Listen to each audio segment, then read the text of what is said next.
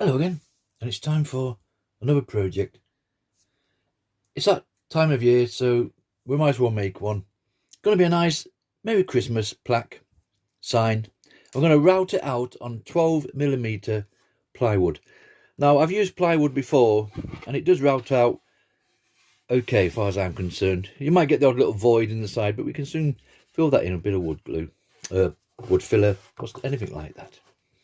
Now, this is actually a scroll saw pattern. This should be cut out on a scroll saw. I'm actually going to route it all out, and then we're going to inlay it all with a resin, and we'll either pick a colour nearer the time or put some nice gold glittery stuff in there or whatever. We'll see how we feel towards the end of the project. But for now, we've printed it out. It's roughly 12 inches by 10 inches. We've stuck it down onto our 12mm plywood. And I'd usually just get a pencil, just draw around it, a nice pen. This is all part of the process for me. I get more enjoyment of drawing this all out than literally just putting it on. Some people with routers, they will stick that straight to the wood and route over the top. You can get acetone thinners, I believe, where you put it in reverse image, turn it over, stick it down onto your wood there, put your thinner stuff over the top, and it all sinks through the ink and it all transfers that way. Just seems like too much hard work. For the 5 minutes, a nice relaxing, simply just to draw around it with good old carbon paper underneath, and that way you can use that template over and over again. So you can use that as many times as you want because you are only drawing on it, no problem. And there it is. It's come out really nice. Everything's nice and crispy. You can see all that nice bit of new carbon paper. It definitely helps. And there's our pattern for today. Now for routing out, as always for me, I like to use these CNC bits. You can get profile bits, liner bits. Just find do a little bit of research and find out what works for you. I've certainly got no issues with these CNC bits. We'll get a nice new one today, nice sharp. This is a 15 degree. They come in 10s, 15s, 25s, 30s, and 6s, I believe. And the degree is literally just, I'm going to get it just the angle of that cut on the end. It won't really matter to us today because we are going to fill all this in with resin. They have a small shaft on them, 3.75mm. So you will need an adapter collet, reducer collet, just a little tube like that with a couple of splits down the side, 6.35mm. And you literally just slot that into there. That's now got a 1/4 inch shank on it. That will fit your 1/4 inch router, no problem. And we'll use this to do all the inset. So we're going to go on the inside of the lines and remove all this all the way around. Nice, slow, steady process. But it certainly won't be a problem for us. And then once we've done all the line works, we'll simply pop on a end milling bit. Here's another one of my favourites. Same again, there's other bits out there. We'll just get one that fits in nicely between the lines. We'll remove our CNC bit. You get a lot more projects out of that. And you see, slot that in up to that little barrier. They do come without the barrier on, so if you can't find them with those barriers on, it's the same bit, just lacking that bit of plastic. And we'll set that to the same depth and remove all the inside of the letters. And then we'll cut it out quickly on a scroll saw, nothing too fantastic. And then we'll look into the staining or painting and what kind of colour we're going to pop in our resin. I'll work on 3mm for this one, which is that one there. I made a little gauge. You can buy them off eBay. And I know it's 3mm because more or less it's the same depth there as a piece, and that's 3.175. We'll call it 3mm for easiness. So that's plenty deep enough for what we need. So that's the end milling bit to clear out with, a little CNC bit to do all our lines, and then the adapter collet we need to pop it into. Just be careful how you route this out. You'd be just shading the areas that you want to leave. But this is plywood, so we're not going to be able to do a lot of sanding down on this one, or you remove all the top layer. You'll see as we go along. So for now, I'm just going to take a chance and start routing this all out. Okay, let's get this one on the road.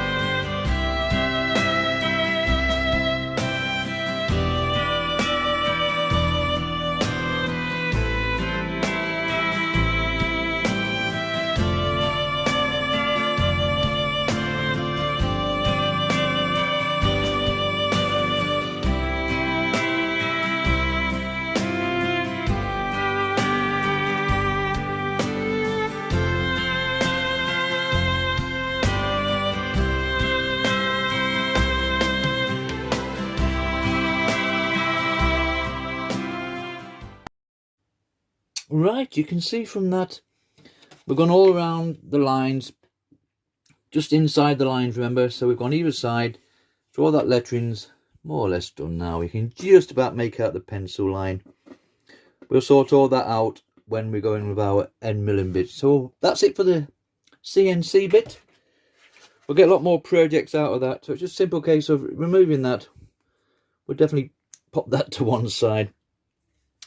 And now we're going with an end milling bit. Pick a nice small one that we know is going to fit inside our lines in there, nice and easy. We'll pop it on into the adapter. Notice here we've cleared some out, so we'll set it to that depth there and basically remove all the inside of the lettering. No problem. So just slide that in, same depth, and we'll just start clearing this one out.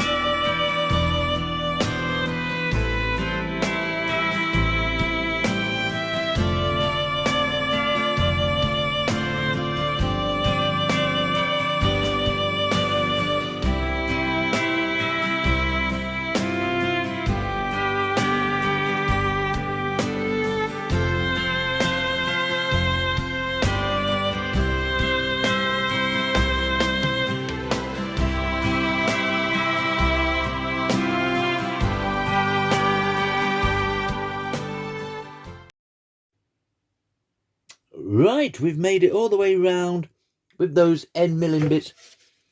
That removes this plywood, no problem whatsoever. And you can see from that everything is still intact, even down to the small sections there.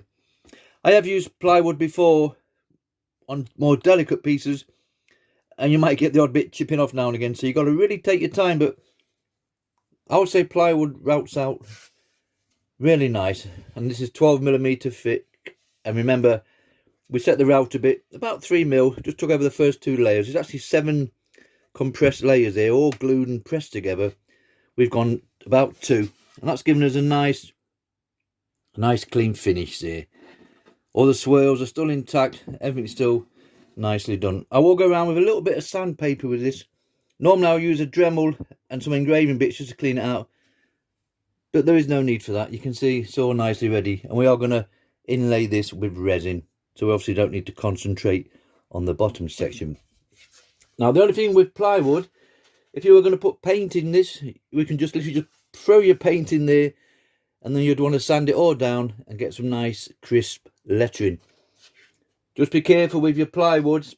I did a previous project for a friend of mine, and just curious, I started sanding it down with a mouse sander, and you can see how there's different veneers, layers, whatever they are. You can see how we've sanded them all the way through to what it should look like. So just be careful with your sanding. You're going to end up with something like that, which is a mess, or it could be a nice effect that you're looking for. So on this one, just a little bit of sandpaper like that, make a nice shape of it, and I'll just follow the letters like so all the way around. Just take off those little knobbly bits, nothing too fantastic, and remove some of those little pencil lines that you can still see there. Just take your time and go steady, and just gently over the top like so. We'll eventually clear all those lines off like we've done there. Just before that, before the little general tidy up, and we'll decide what the next stage is, we're just going to cut it out literally on a scroll saw. Nothing too fantastic, nice simple cuts all the way around. Just quickly, there is different blades for a scroll saw. You get a standard pin blade like so, just little pins on both ends. They come on your more cheap basic saws. That will work there fantastic because nothing too complicated. You can also get a pinless blade. These are very small, obviously no pins on at all. I'm going to get it. There we go. They're ideal if you've done a lot of really delicate inner cuts where you drill a small pilot hole. You can feed that through. Whereas with the pin blades, you obviously wouldn't fit it into that gap there. So pinless blades for your delicate work. Nice pin blade for outwork and bigger lettering. Personally myself, I like a spiral blade. Pegas number 5 today. The good thing about these blades, they are spiraled the full length of the blade, so they cut in any direction. We could start there and literally just feed that round like so, without even turning that wood the once, because it will cut in any directions. Where if you know your other 2 blades, you just start there on your saw and basically turn your wood as you go along. And on larger projects, you're going to start catching things and stuff like that. So it's personal choice. Unfortunately, my little Draper scroll saw that came off Noah's Ark, I have to use these little adapter clamps, and they're basically hook on top and bottom. All your swords want to feel smooth on the way down and rough on the way up. The spiral blade doesn't matter which way it's facing you, whereas these other 2 blades, pinned and pinless, you want the teeth towards you, and same again, smooth on the way down and rough on the way up. Okay, we'll quickly cut this out, give it a bit of a tidy up with that sandpaper, and then we're on to the next stage.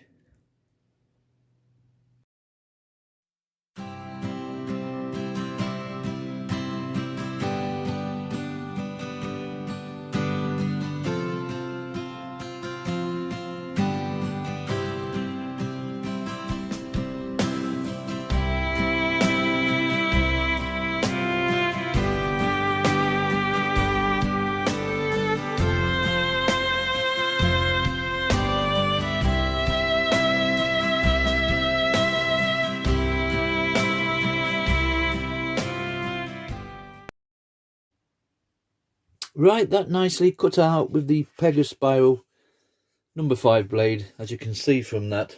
So there's our general shape now. So we want a little bit of tidying up, just on the back piece. Get rid of those little knobblies like so. We'll sort these sides out. We have a quick look around, a couple of little voids. So we'll fill those little holes in. 1, 2, 3. There's another one there, very small. Now, so just some 3 little holes to fill in, and then we'll give it a little sanding down, get inside these sections here, and then we'll be ready for the next stage.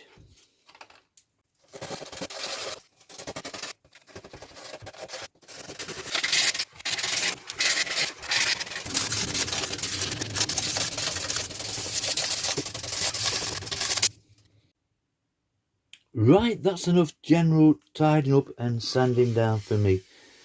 We've got all those sides all nicely smooth. We've filled in those little holes. Wasn't even worth talking about, but we filled them in anyway. And we've cleaned all the pencil lines off, and we've not rubbed away any of the top layer. So that's worked out fine so far. Now, just before the resin goes in, I just want to stain this down with a wood dye. I've used it on my last couple of videos. Until the tin's empty, I'll be using it a bit more. So I'm just going to go for a light teak and basically just cover the full thing. It doesn't matter if it goes inside the lettering. And then we'll just give it a wipe down. We'll let it dry. And then we'll start filling in the resin once we've sealed it all with a nice varnish. I'll explain about that near the time. So it's just a simple case of putting this wood dye on. It spreads well. Takes literally seconds to do. Make sure we get all those side walls so we can go inside there like so. Give it all a nice covering. And then it's just a simple case of getting a cloth and wiping it down. And don't forget, we want all those sides doing as well. I do like this wood dye stuff. It goes on really easy and just spreads nicely. And it takes a matter of seconds to cover your full project like so. This will look different again once it's all dried out and it's all nicely soaked in. Okay, we'll come back in a minute well, I'll say in a minute, we'll come back in a while when this is all nicely dried and we're ready to spray a bit of varnish on. Right, it's been a day or so later. That wood dye is nicely dried. I gave it 2 little coats on the front and we popped one on the back.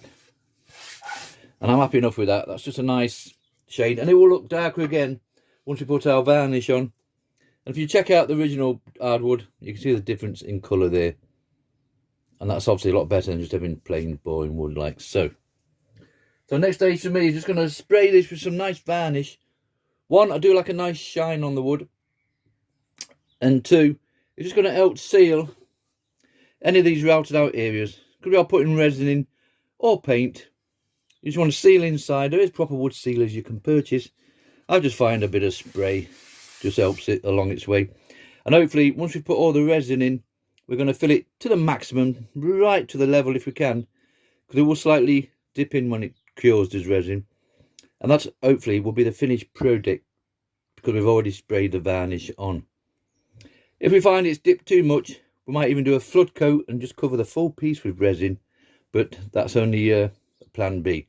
So for now we're just going to spray it with resin. I will with varnish, should I say. I will take this outside. Quite cold today. Just anything will do. Any cheap varnish I can find. It's just going to be a simple case of spraying it over like so. You see how dark it's going there, just that little bit on. And we'll do the side walls. Which will soak in just as much. And get inside those routed out areas. And hopefully that will just help us a little bit with the sealing.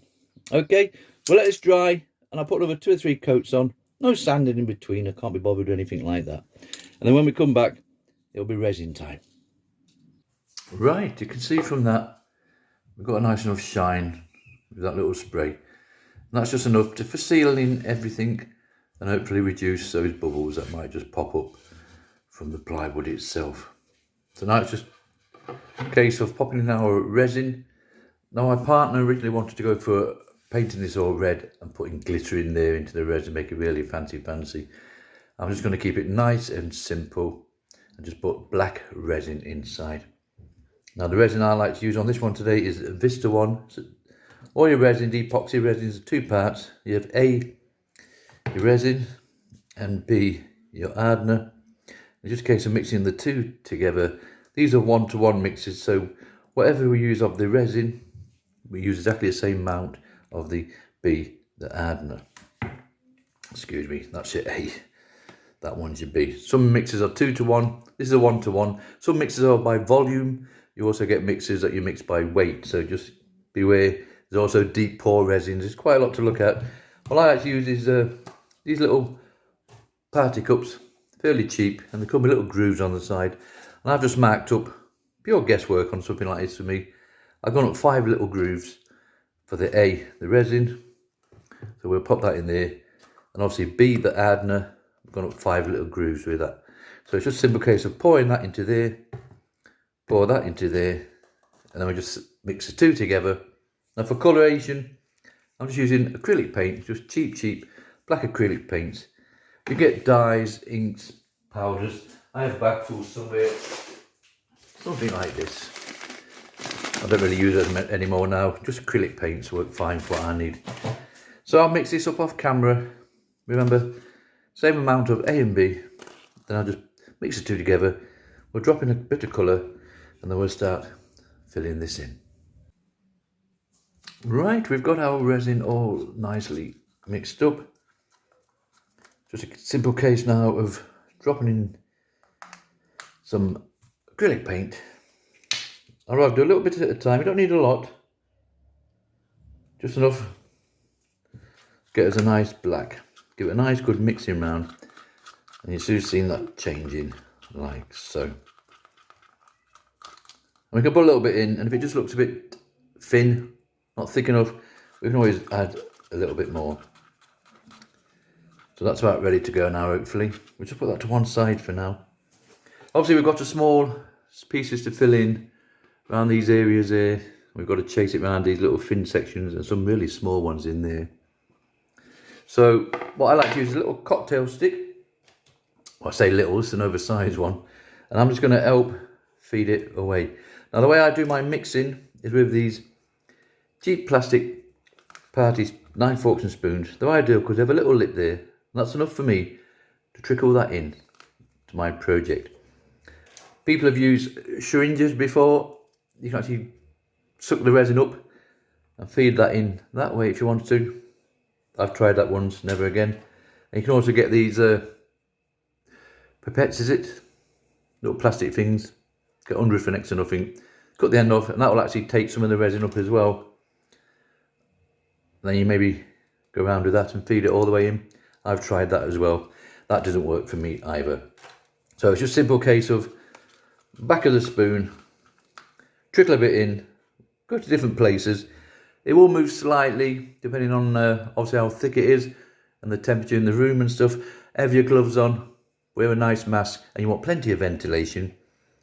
And then you'll be okay for using lights of this stuff here. And then we'll put it to one side for a good 24, 48 hours. Towards the end there, you will see me having a lighter, big one or a small one. And we'll just skim over with one that works and just get rid of those little bubbles. Not too long though, remember we've got varnish on here and stuff, so we don't want to be making a mess of that. Right, so that's our resin mixed. Just case now of filling it in. So we'll start off here and just see what it looks like colour wise. We're going to fill it right to the top, much as we can get in really, without actually overfilling. And you'll see it will slowly find its own way, and we can also just help it along like that. It's a nice slow process, nice and relaxing. Just take your time. You have half an hour to play with this depending on your temperature, and then you can also, you've got time to mix up a little bit more should you not have enough mix already. Okay, we get the general idea from that. I'll continue with this, do a little bit of video as we go along, and hopefully when it's all nice and full, we'll be ready for putting it to one side.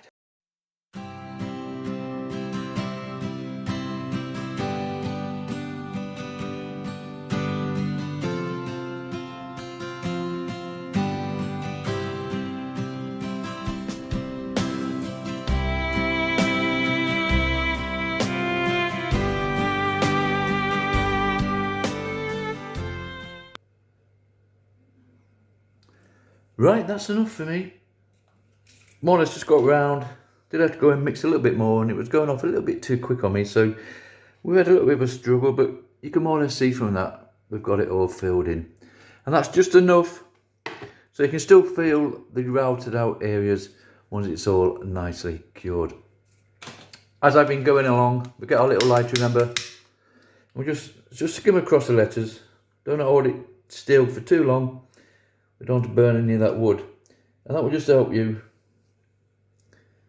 remove any of those little bubbles. And that's all we can do now for a good 24 hours, 48 hours. The smaller your resin bit, the longer it takes to cure, but I think in 24 hours we'll certainly be able to handle this. So get a nice tray, cover it up, put it to one side, and we'll come back in 24 hours.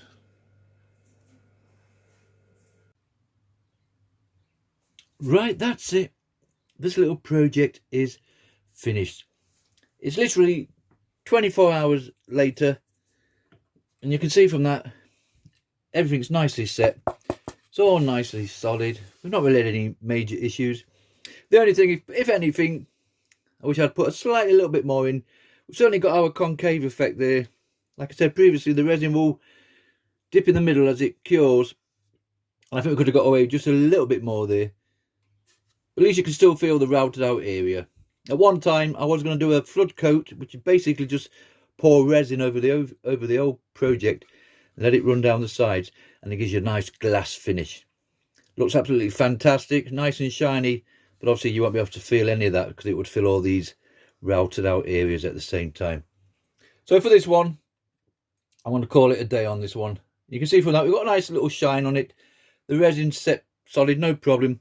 I would certainly leave this for another 3 or 4 days just to firm it up. They do say some resins take 30 days to cure. I've got my own beliefs in that one, should I say. So certainly do your research. And that's it. This little project is finished. This will be an hanging one, so I've literally just thrown a little look on the back there, and it hangs nicely.